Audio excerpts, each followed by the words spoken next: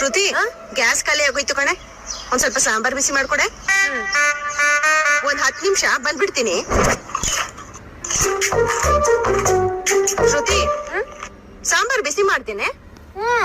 ಕುದೀತೈತೆ ಅಲ್ ನೋಡಿ.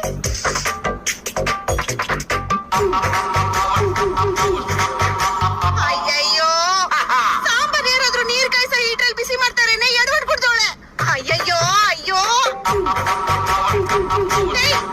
ನೆನೆ ತಾನೇ ಮಾಡಿದ್ ಒಬ್ಬಟ್ ಸಾರು, ಇನ್ನು 1 ವಾರ ಬಿಸಿ ಮಾಡ್ಕೊಂಡ್ ತಿನ್ಬೋದಿತ್ತು.